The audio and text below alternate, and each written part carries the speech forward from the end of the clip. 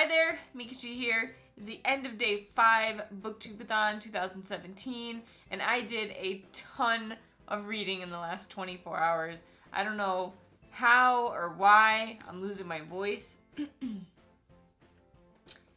but I ended up finishing a book, reading a whole other book, and then getting about 120 pages into a third book. So I did pretty good in the last 24 hours. I think it's because I know like my vacation is like not slowly, very quickly going down in time, so I don't have a lot of time left. I have to go back to work this weekend, which sucks. So I ended up finishing I couldn't remember the name of this.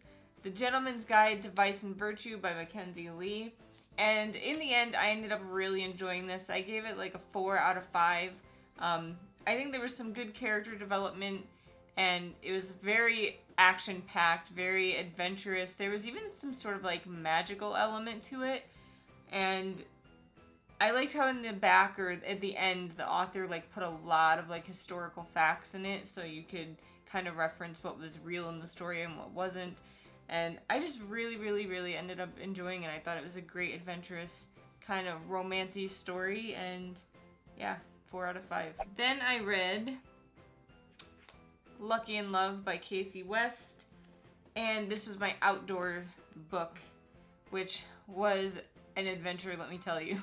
I am not an outdoorsy person at all, and I started off on my deck and had to slowly like make my way down the deck as the sun got closer, and then like on the lawn, you know, I made my way as the sun got closer, and then I just gave up and I sat on the front porch like under our archy thing. What is that called?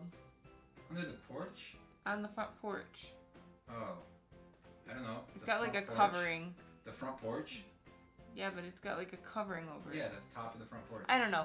Basically, my front porch is covered, so it was nice and shady. Even though it was really hot today, it wasn't too bad in the shade. But oh my god, the bugs. Like, I had bugs landing on me like the entire day. Bugs were landing on my book. I kept having to I tried to brush one off and it literally left bug guts on my book, which is disgusting. And then I started just blowing them off. That sounded bad. It was a bug-filled adventure, and then I even took a bath later and found a bug on me. It was disgusting. Like, I'm just not an outdoor person. I hate bugs. But as far as the book goes, it was a pretty cute book. I gave it like I'd say a 3.5 out of 5. It was, I mean, they make it seem like it's heavily romance-based, but it's really not that bad. It's actually got a lot of development as far as like what the character goes through when she wins the lottery, and like basically her relationship with everyone around her and how they're dealing with it, how she's dealing with it. And it kind of focuses more on that than it does like the romance aspect of it, which was kind of a nice fresh breath of air after, you know, reading a ton of contemporary romances. I thought this was just going to be another one, but the romance wasn't too heavy in it. Yeah, I thought it was just a cute story, nice quick summer read. It took me probably about 6 hours to finish it outside. But yeah. And then I started reading My Best Friend's Exorcism by Grady Hendrix. And I got a pretty fair amount into this. I don't know how to say that, but I'm like 120 pages in, and I'm really enjoying this so far. It's very like heavy 80s because this all happens in the 80s, but it's bringing back so much stuff from my childhood, things that like I didn't even remember, like Hug a Bunch. It just references a ton of like 80s old cartoons and music and all the good stuff, but it does it in a way that like doesn't seem overwhelming, and there's so much information packed in this book.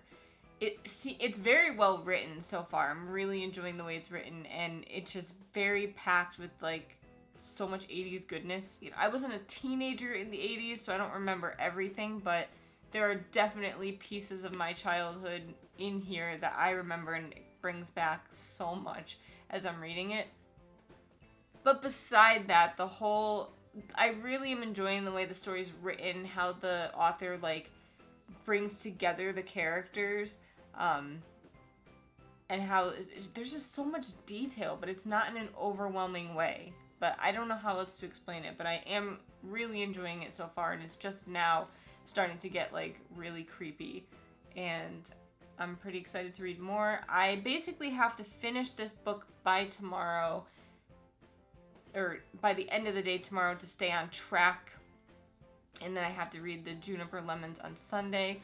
I'm hoping I can do it because, like I said, I have to go back to work tomorrow, so it's going to be a little more, my time is going to be a little more cramped, but I think I can do it. And that is it. I think, like I said, that I did really well today, and I'm proud of the amount that I read, and I just hope I can keep up with it. So don't forget to check out my video tomorrow to see if I finish this book and my progress, and check out my other videos that I posted, my days 1 through 4, and, you know, to see how I did in those videos. And let me know down below if you guys have read any of these books, what you thought of them, if you're looking forward to reading any of them. Don't forget to hit the like button if you like the video. Don't forget to subscribe if you like this. Hit that little bell next to the subscribe button if you want to be notified when I put out new videos. And I will see you next time.